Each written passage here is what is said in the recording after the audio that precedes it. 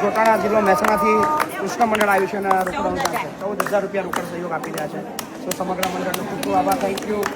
ખૂબ ખૂબ આભાર.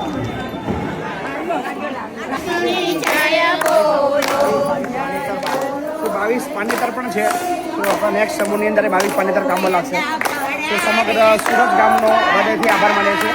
થેન્ક યુ સો મચ મહેમાન. Thank you.